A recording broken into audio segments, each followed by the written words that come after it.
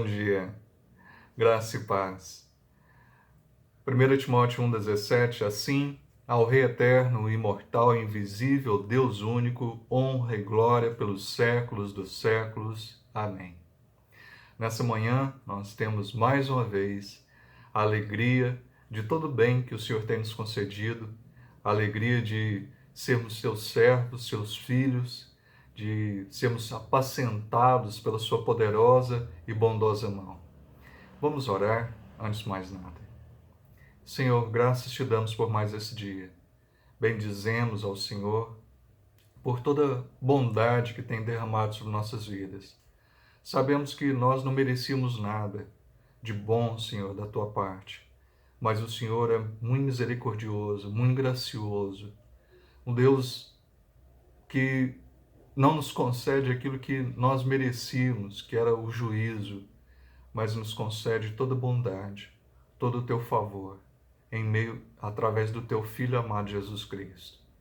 Senhor, nos concede mais uma vez entendimento, nos concede mais uma vez, Senhor, capacidade para viver a tua palavra.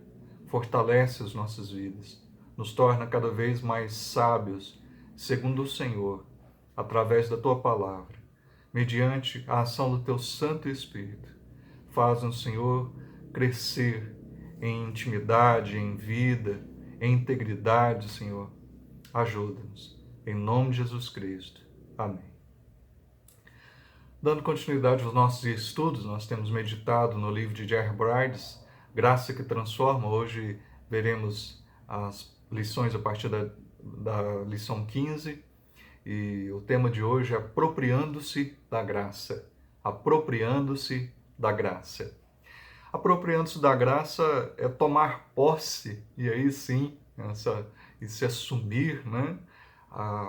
O que o Senhor nos concede. Ele deixou disponível a nós em Cristo bênçãos maravilhosas. Existem ocasiões em que o Espírito Santo opera de modo soberano. Aliás, ele opera de modo soberano o tempo inteiro. Mas em alguns momentos ele nos concede, nos estimula realmente a viver essa vida, a praticar essa vida com alguns elementos que ele nos concede. A oração, a palavra, a submissão à sua providência, o ministério na vida de outras pessoas. E assim ele nos estimula a viver em meio à graça através desses elementos que ele nos concede. E isso é por demais maravilhoso. Ele nos fala para nós desenvolvermos realmente. E, em primeiro lugar, então, a oração. A oração. O primeiro modo de apropriarmos da graça é simplesmente pedir em oração. Lembremos-nos de que a graça é, enquanto favor imerecido, capacitação espiritual para dizer sim ao que é da vontade de Deus. Então, Hebreus 4, versículo 15 e versículo 16, vamos ler a partir do versículo 14, é melhor.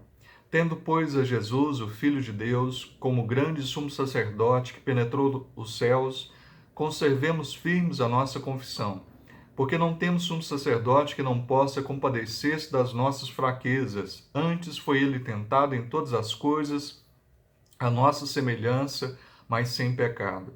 Acheguemo-nos, portanto, confiadamente junto ao trono da graça, a fim de recebermos misericórdia e acharmos graça para socorro em ocasião oportuna. O Senhor, então, nos estimula, nos chama a buscá-lo. Nós podemos buscar o Senhor sem temor, sem medo. Nós que sabemos que nós não temos mais que temer a ira de Deus, porque Cristo assumiu. Então, a ira que deveria recair sobre nós, recaiu sobre a pessoa do Filho, sobre a vida de Cristo Jesus. Então fomos libertos, fomos perdoados em Cristo Jesus. A ira de Deus justa contra o nosso pecado foi satisfeita. Então fomos santificados em Cristo.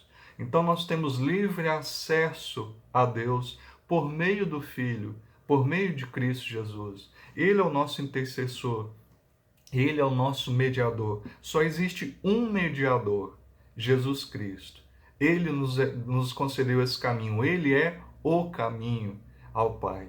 Então nós podemos, sim, quando da morte de Jesus Cristo, nós sabemos que o véu do santuário ali, ele pegou e rasgou-se de cima a baixo, né?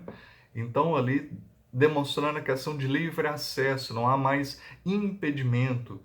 Nós não precisamos de um sumo sacerdote humano, como descrito nas Sagradas Escrituras, e aquele sumo sacerdote ali que entrava no Santo dos Santos, onde estava a Arca da Aliança, que simbolizava a presença de Deus no meio do povo, aonde tinha ali por cima dela a tampa do propiciatório, onde era aspergido o sangue do Cordeiro, ali clamando o perdão dos pecados em relação ao povo. Nós sabemos que foi nos concedido um sumo sacerdote superior a todos os outros, porque aqueles sumos sacerdotes que entravam ali uma vez por ano, eles mesmos tinham pecados, eles mesmos tinham que rogar depois o perdão, tinha que buscar a santificação, a purificação, tinha que pedir perdão pelos seus próprios pecados. Mas Cristo não tinha pecados, não pecou, e, na verdade, quando ele entra no Santo dos Santos, ele não entra com um sangue alheio, ele não entra ali com o sangue de um cordeiro, mas ele mesmo também é o cordeiro, ele mesmo também é o sacrifício. E ele então concede-nos essa essa, essa, essa, essa liberdade ao trono do Senhor. O texto de 1 Timóteo 6,16 fala daquela luz inacessível. E aí a gente pega, vai no dicionário, inacessível, que não oferece acesso, de que é impossível aproximar-se ou onde é impossível entrar, que não pode atingir ou alcançar com entendimento, incompreensível. Então, não pode ser alcançado. Nós não poderíamos alcançar a Deus, mas o pão do céu, o pão vivo que desceu lá dos altos céus, o nosso Senhor, aquele que estava com Deus o Pai, Deus o Espírito Santo desde a eternidade, ele nos deu livre acesso. Livre acesso. Não teve pagamento nosso, mas nos concedeu esse livre acesso. Então nós temos esse meio, então, de graça. Então o Senhor nos estimula a que oremos, a que busquemos, e a oração nos demonstra isso, essa dependência, essa confiança no Senhor nosso Deus. Jesus nos conduz nessa aproximação e intercede continuamente por nós, Hebreus 7, 24 e 25. Ele é o nosso intercessor maravilhoso. Vamos abrir lá, Hebreus 7, 24 e 25. Este, no entanto, porque continua para sempre, tem o seu sacerdócio imutável. Por isso também pode salvar totalmente os que por ele se chegam a Deus, vivendo sempre para interceder por eles. Sempre o nosso Senhor é esse que vive para interceder constantemente por nossas vidas. Sim.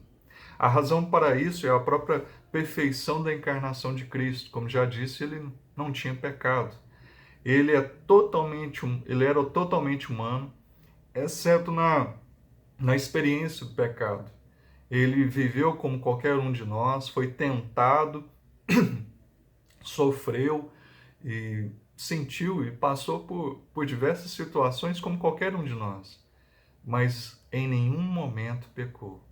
Ele era o perfeito homem.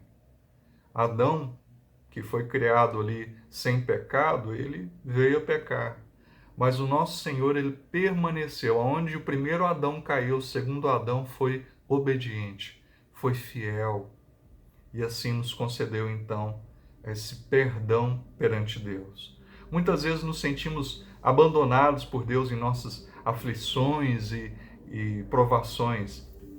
E esse é o pior momento da provação. Mas Cristo foi quem realmente foi abandonado ali pelo Pai na cruz do Calvário. Ele, que em todo tempo, desde a eternidade, teve comunhão com o Pai. No momento da cruz, ele clama pelo Pai e ouve silêncio. No batismo, este é meu filho, na transfiguração, este é meu filho, mas na crucificação, quando o filho clama, houve silêncio. Aquele que tinha perfeito amor com Deus o Pai, Deus o Espírito Santo, na eternidade. Naquele momento houve silêncio, porque naquele momento ele estava assumindo o nosso lugar. Mas por conta disso, ele nos concede então essa aproximação. Ainda que passemos por diversos momentos e achemos que o Senhor não nos ouve, não é assim. Ele nos ouve, porque Cristo nos concedeu realmente essa maravilhosa paternidade. A palavra de Deus nos fala, por acaso algum filho pediu ao pai pão, ele vai dar pedras, se pedir um ovo, vai dar um escorpião, né? De forma alguma. Se os pais maus dão coisas boas para os seus filhos, quanto mais o nosso Pai eterno, o nosso todo-poderoso Senhor. Ele sabe do que nós precisamos e Ele nos considerará segundo as nossas necessidades. Nós podemos pedir e confiar e esperar. Muitas coisas nós não recebemos porque, como diz Tiago, nós pedimos mal. Nós pedimos coisas que são insensatas, absurdas, mas devemos buscar sempre sabedoria no Senhor, até para pedir.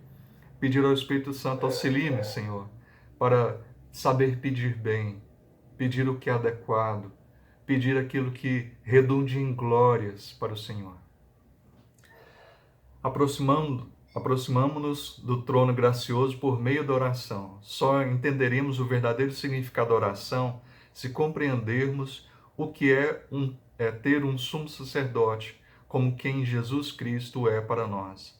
Ainda precisamos ir a Deus por seu intermédio e usufruir de sua intercessão mediadora, constante a nosso favor.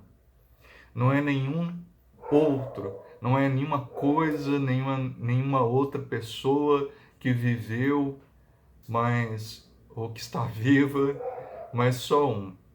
Aquele que viveu, morreu e ressuscitou e está à destra de Deus o Pai. Deus como Pai, Deus como Espírito Santo. Esse é o nosso intercessor. Não há nenhum outro. Nele podemos confiar. Por ele podemos nos aproximar do trono de glória, sem temor, sem medo de sermos fulminados pela glória de Deus.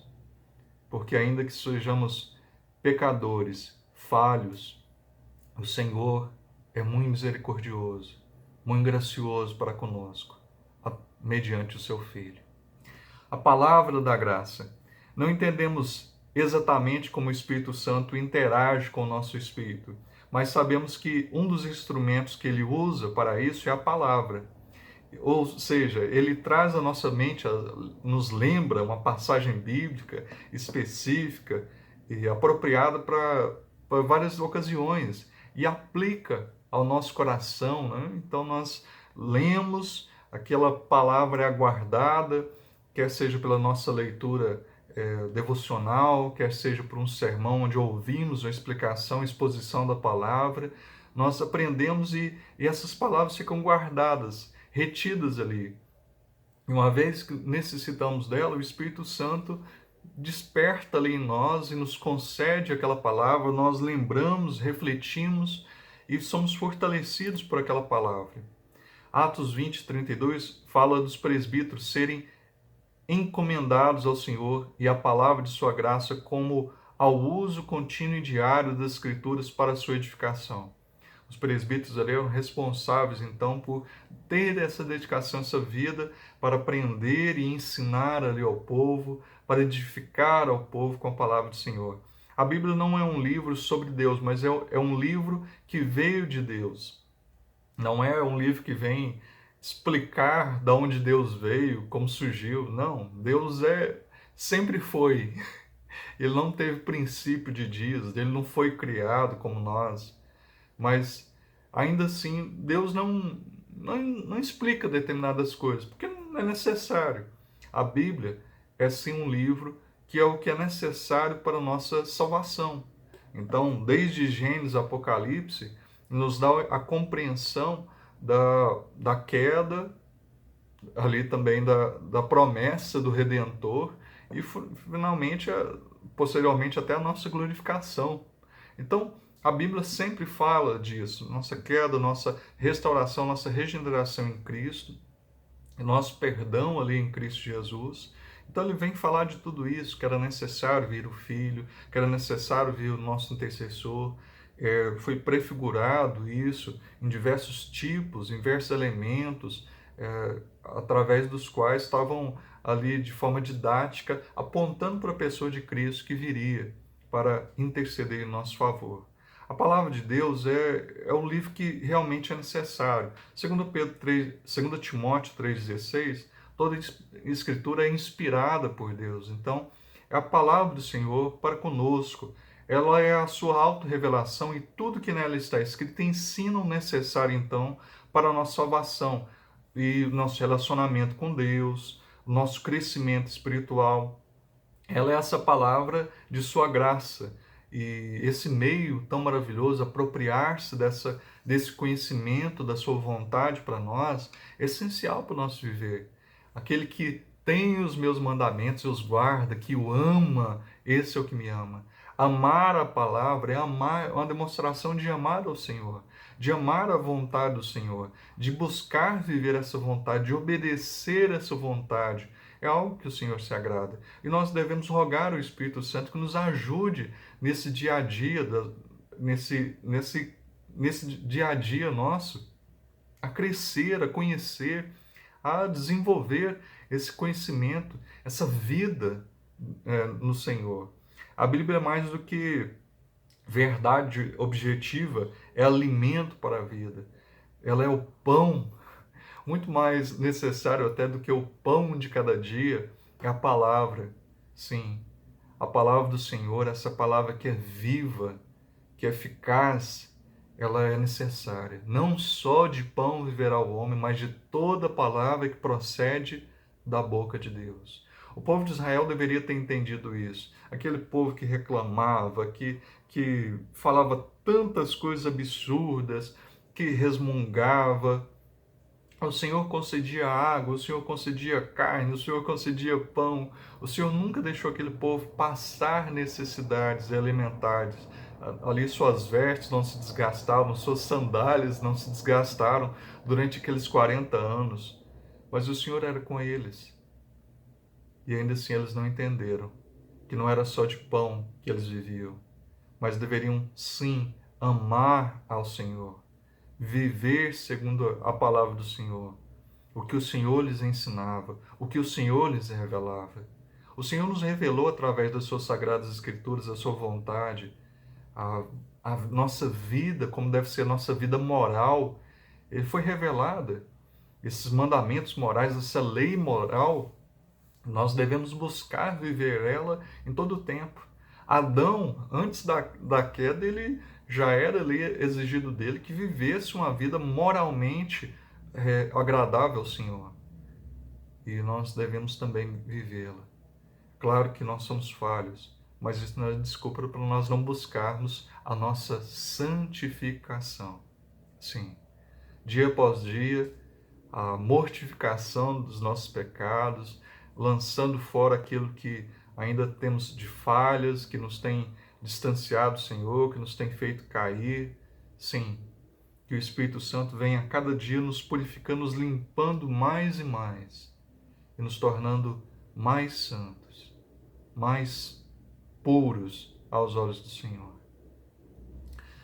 Lembremos do que a Escritura é a espada do Espírito na armadura de Deus, Efésios 6, versículo 17, com ela que nós lutamos. E é interessante quando Jesus é tentado ali por Satanás, por 3 vezes o Senhor responde com está escrito. Ele tenta o Senhor durante aquelas vezes e o Senhor em todos os momentos responde ele com está escrito. Sim. A nossa arma contra as tentações, contra as ciladas, contra realmente para nós nos defendermos e atacarmos é com aquilo que está escrito, a palavra de Deus. Não é nossa palavra não tem poder, não. A palavra de Deus tem poder. A palavra de Deus, sim, praticada, vivida, ela tem poder. Ela tem poder para transformar as nossas vidas. Ela tem poder para nos fortalecer. Ela tem poder. Por meio do Espírito, o efeito da palavra obedece ao programa do Espírito e não o nosso. Por isso, a mera citação dos versículos bíblicos, em certa ocasião, não sustém efeito algum. A Escritura nos ensina princípios de conduta que orientam nossas ações e não o que nos oferecem bênçãos automáticas. Então, a Bíblia não é uma caixinha de promessas. A Bíblia realmente é um livro que nos ajuda a viver segundo a vontade de Deus. Ela nos ensina a ter uma vida ao lado do Senhor e não uma forma de obter aquilo que desejamos do Senhor. Não.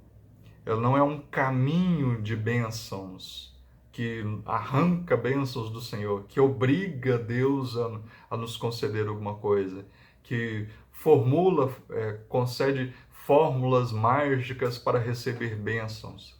Isso é absurdo. Mas ela em si já é uma bênção maravilhosa. Conhecer o nosso Deus. Quanto mais nós meditamos, quanto mais nós nos rendemos à palavra do Senhor, mais o Senhor nos enche de alegria, fortalece-nos, mais nos ajuda de forma efetiva a viver essa vida segundo Ele nos tem proposto. Providência, submissão a Deus. Deus dá graça àqueles que se tornam humildes em suas mãos. Nessa nossa tendência a não aceitar a providência divina, mas resistimos a ela com murmurações, preocupações e reclamações e até mesmo com rebeldia declarada. Nós concordamos com aquilo que está de acordo com o que nós esperávamos, com o que nós pedimos, mas em muitos momentos não acontece como nós queríamos, como nós esperávamos. Mas nós temos que ter maturidade. Jesus, quando clama ao Pai, ele não pede, faça-se a minha vontade. Não. Pai, faça a tua vontade. Ali o Senhor pega e fala, eu sei o caminho, eu sei o que me aguarda, eu sei o cálice da ira que eu vou ter que beber, que eu vou ter que sorver, eu vou ter que passar, suportar esse cálice da ira do Senhor. E o Senhor ali, extremamente angustiado, ele horrorizado realmente por aquilo que ele deveria passar. E ele clama isso. Mas ele fala, não faça a minha vontade, mas a tua, Senhor, mas a tua. Nós temos que aprender com o Senhor Jesus, a buscar a não nossa vontade, mas a vontade de Deus o Pai. Senhor, que a minha vida seja para a glória do Senhor. Eu não sei o que acontecerá, como acontecerá, mas que tudo seja segundo o que o Senhor quer. Que seja de acordo com a tua vontade para a tua glória. Nossas orações têm sido bem diferentes. E nós vemos servos de Deus que compreenderam bem isso, que não era porque a vida estava bem que eles eram servos de Deus. Jó perdeu tudo que tinha num só dia, inclusive seus filhos. Depois foi acometido por feridas doloridas por todo o seu corpo. Jó, porém, permaneceu firme em sua fé. Ele fala, nu eu vim e nu eu vou voltar. O Senhor o deu, o Senhor tomou, bendito seja o nome do Senhor. Também nós vemos José, mesmo tendo sido vendido ali pelos seus irmãos, levado como cativo ali ao Egito, escravizado, lançado na prisão, ali acusado de um crime que ele não tinha cometido, e tantas injustiças por um longo tempo. Ainda assim ele não reclamou, não praguejou, de forma alguma não lançou acusação contra o Senhor. Posteriormente, na verdade, ele até fala que que entendia que Deus, em meio a toda aquela maldade que os seus irmãos tinham realizado, o Senhor, aquele mal que eles tinham intentado, o Senhor transformou em bem.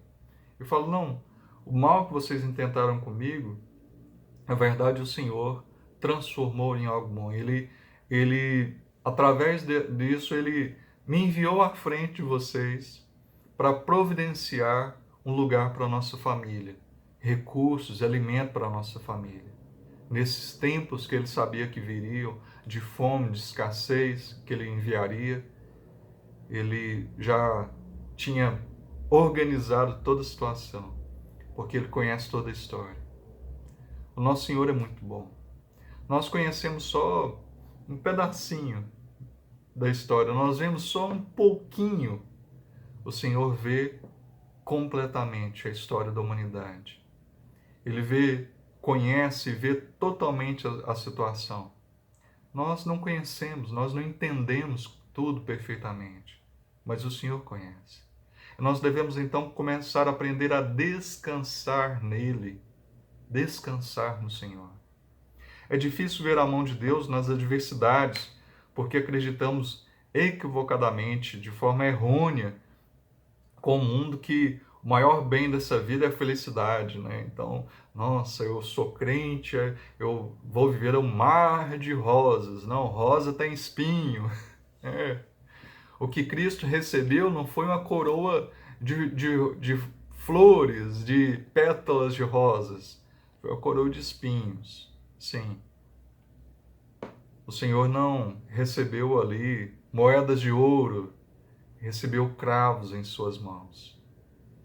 O Senhor não recebeu nenhum bem, mas foi-lhe concedido na cruz.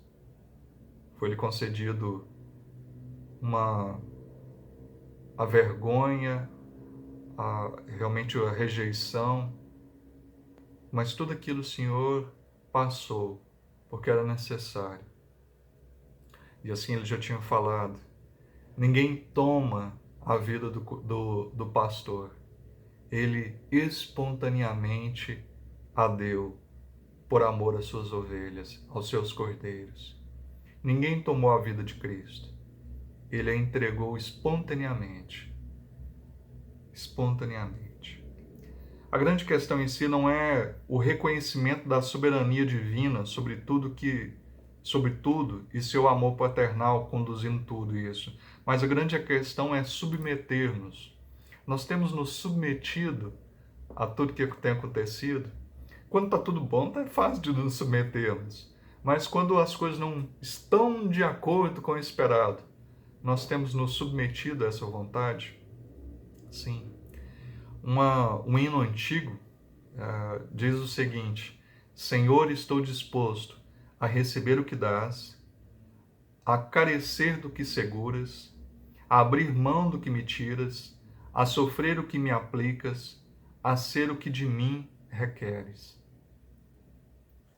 Temos realmente aceito, temos estado dispostos a viver dessa forma, como diz esse trecho desse hino antigo? A submissão precisa acontecer na fé de que Ele, no devido tempo, nos exaltará. O devido tempo é depois de que a adversidade tiver cumprido seu papel ali, seu papel divino em nossas vidas, pois o Senhor não rejeitará para sempre, de forma alguma. O Senhor nos exaltará. O Senhor, no devido tempo, nos amparará. Lamentações 3, 31, 33.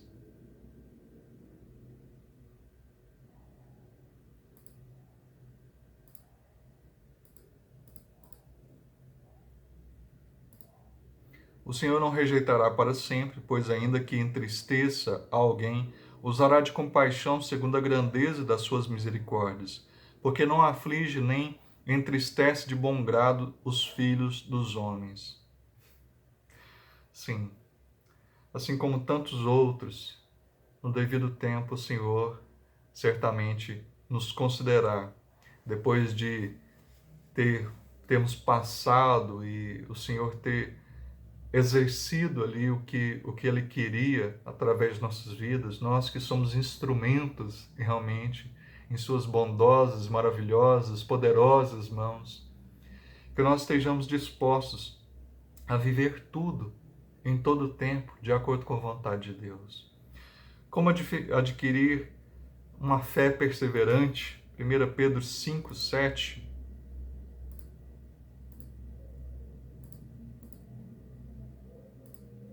Lançando sobre ele todas a vossa ansiedade, porque ele tem cuidado de vós. Ele tem cuidado de vós.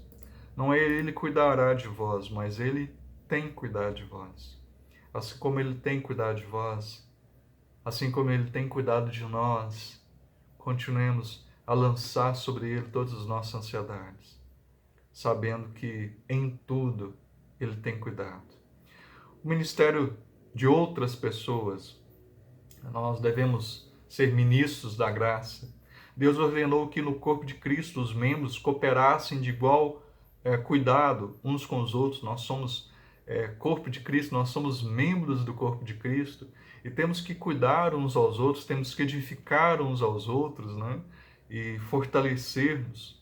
A Bíblia nos incentiva a termos e a pertencermos a um pequeno grupo de amigos perante os quais possamos ser transparentes e vulneráveis. Nesse grupo inclui-se até o cônjuge para quem é casado. Lembremos de que a relação conjugal é mais profunda do que uma amizade excelente, pois é uma relação de total intimidade. Os dois são uma só carne. O Senhor já nos coloca sempre nessa noção que nós temos que buscar ali, nós não fomos feitos para viver sozinhos. O Senhor nos dá essa alegria de termos a comunhão, de termos essa alegria. O Senhor nunca sentiu isso, a noção da solidão. Na eternidade, Deus, por ser triuno, Deus o Pai, Deus o Filho, Deus o Espírito Santo, eles nunca sentiram necessidade de nada nem de ninguém. Diferente do que alguns falam, Deus não criou o mundo porque necessitava de alguém para adorá-lo, para servi-lo, para ter comunhão. Não foi assim. Mas Deus tinha ali a Trindade estava em tamanha comunhão, em tamanha alegria, satisfação, em amor, que aquilo ali foi exalado e a Trindade então quis criar tudo e todos pela sua livre vontade, para a sua glória. E nós fomos criados. Muitos crentes equivocadamente imaginam que o auxílio mútuo deve ser de quem vai ministrar, e alguns acham que só pastor que deve cuidar, mas nós somos um rebanho, nós somos um corpo, nós somos uma construção, nós somos uma lavoura. Então são ali noções de uma comunhão, de uma vida realmente em comum ali que deve ser exercida. Nós somos uma videira em Cristo. Então nós estamos enxertados ali nessa videira, tudo está redundando em vida, em intimidade, em ligação. Nós necessitamos disso. Nós não somos igreja sozinhos, nós temos a graça de fazermos parte de uma igreja. Nós temos a igreja local, a igreja visível, que é a nossa igreja local, no mundo no qual nós vivemos agora, e participamos dela, e ali com irmãos falhos como nós, pecadores como nós, mas salvos em Cristo Jesus, aperfeiçoados mediante a graça em Cristo Jesus, através da sua palavra, pela ação do Espírito Santo, pela comunhão, e essa comunhão demonstrada nos sacramentos, e sendo disciplinados, aperfeiçoados, corrigidos, crescendo para a honra e glória do Senhor. Sim. E temos também, e aqueles que são verdadeiramente salvos no Senhor, fazem parte da igreja invisível, da igreja gloriosa, da qual nós um dia estaremos ali presentes, né? Quando recebemos a convocação, foi feita a chamada, nós estaremos lá naquela igreja. Nós já fazemos parte do hall de membros dele, daqueles que verdadeiramente são salvos em Cristo, fazem parte dessa nova Canaã, dessa nova Jerusalém, da qual, quando nós fecharmos os olhos aqui, nós abriremos lá na glória. Ou quando o Senhor Jesus, se o nosso Senhor Jesus vier antes. Como Paulo diz, num fechar e abrir de olhos, nós seremos transformados e estaremos com Cristo. O que podemos pedir? Apoio, oração, ajuda para aceitar e aplicar as Escrituras às nossas necessidades específicas, conselho para ver as necessidades numa perspectiva correta e mais objetiva, sem exageros. Nós podemos crescer nisso. E nós podemos aplicar, né, todos esses ensinos. Se Deus nos autoriza a aproximar-nos dele, então devemos nos aproximar aproximar-nos sempre, que não só quando nós precisarmos, né, que quisermos alguma coisa, mas oração é esse meio que nós deveríamos constantemente buscar. Nós não deveríamos buscar o Senhor em oração quando só precisamos de algo, carecemos de algo, mas demonstrando sempre o nosso prazer, a nossa satisfação em estar na presença dEle, em descansar nele, em louvá-lo, em demonstrar nossa alegria por tudo que Ele é, por tudo que Ele tem feito. Nós deveríamos demonstrar isso. Senhor, obrigado, obrigado. E não só por pedir, mas quando necessário, também nos tomarmos essa bênção que é a oração, sem medo, sem temor, porque o nosso Pai nos chama a fazê-lo. Quem quiser fazer a vontade de Deus precisará conhecer a palavra, o ensino, a doutrina, João 7,17. Então é preciso nós tomemos a decisão de buscarmos, termos a prática do estudo, da leitura, até da memorização das Escrituras. Não é fácil para alguns, mas devemos buscar essa memorização para agregar ali realmente o conhecimento da palavra do Senhor às nossas mentes e termos elas sempre os ensinos frescos em nossas mentes para quando for necessário. Orando persistentemente uns pelos outros, em momentos de necessidade, mostrando de forma clara, segura de que nos importamos verdadeiramente uns com os outros, amparando, sustentando ali uns aos outros, edificando uns aos outros. A questão de uns aos outros é muito significativa e citada no Novo Testamento. Compartilhando as Escrituras com sensibilidade, não como se fosse uma pregação provocativa. Não, nós devemos compartilhar a palavra de Deus com amor, com graça, sim, de forma amorosa, graciosa, nós recebemos a palavra do Senhor. De forma amorosa e graciosa nós devemos compartilhar. De forma firme, sim, confrontando o pecado do pecador, chamando ao arrependimento, mas não de forma alguma recriminando, mas contando que existe uma solução, que existe um caminho, que existe uma vida, sim, que existe Cristo Jesus, o nosso Senhor e Salvador. Um grande abraço e até a próxima oportunidade. Até lá. Tchau, tchau.